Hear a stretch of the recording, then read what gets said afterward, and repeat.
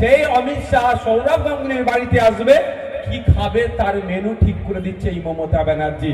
আর আপনি ভাবছেন মমতা আপনার নাকি মাদ্রাসা মসজিদ ঈদগাহ বাঁচাবে।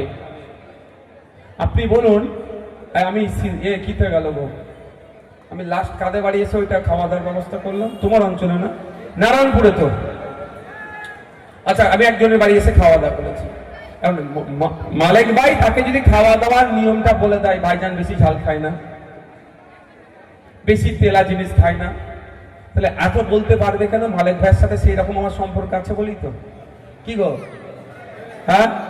তো অমিত শাহকে কি কি খাওয়ালে ভালোবাসতেন উনি? অমিত শাহ কি কি খেতে ভালোবাসেন?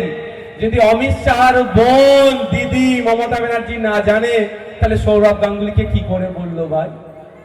এখন আপনাদের ব্যবসা হচ্ছে না, এখনো বিশ্বাস হচ্ছে না যে কি লেভেলে আপনাদেরকে ঠকাচ্ছে। তামিলনাড়ু সরকার অলরেডি বলে দিয়েছে, তামিলনাড়ুতে ওয়াকফ সংশোধনী আইন আমি লাগু হতে দেব না। আর আমার পশ্চিম বাংলায় এই নটোরিয়াস ক্রিমিনালদের সরকারটা, ওই যে নটোরিয়াস ক্রিমিনাল একটা আছে না, নটোরিয়াস ক্রিমিনাল আছে তো, জানেন তো?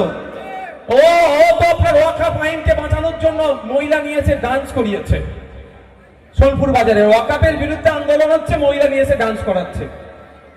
ডান্স কখন করায় যতটুকু আমরা জানি, কি বলবে এখানে আমি ইমপ্লিমেন্ট হতে দেব না। যদি বলতে পারে তাহলে পশ্চিম বাংলার অফিসিয়াল 27% মুসলমান থাকার পরেও, এখানে এত এমএলএ থাকার পরেও, মুসলমানদের একটা হেভি অংশের ভোট তৃণমূলকে দেওয়ার পরেও অপদস্থ রাজ্য সরকার কেন চোর গলায় এটা বলতে পারছে না? যতদিন সুপ্রিম কোর্টে মামলা চলবে, আমার পশ্চিম বাংলায় এই আইনকে আমি লাগু হতে দেব না বলেছে। আপনাদের ভাবতে হবে, তামিলনাড়ুতে 5% মুসলমান গো, কত? ওরা কিন্তু ভোট ব্যাংক হয়ে নাই, ওই জন্য তামিলনাড়ু সরকার, ওরা ভোটার হয়ে আছে, ভোট ব্যাংক হিসাবে নয়। ওরা মানুষ হয়ে আছে, শুধু ভোটার হিসাবে নয়। সেই জন্য ওরা, ওদের সরকার ওই 5%-এর জন্য অত লড়াই শুধু করছে না, সংবিধানকে বাঁচানোর লড়াই করছে।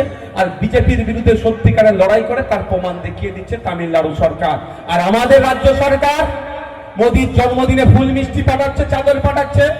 আরএসএস এর চিফ মোহন ভাগবত জিকে আপনার ভালো আম দিয়ে পাঠাচ্ছে।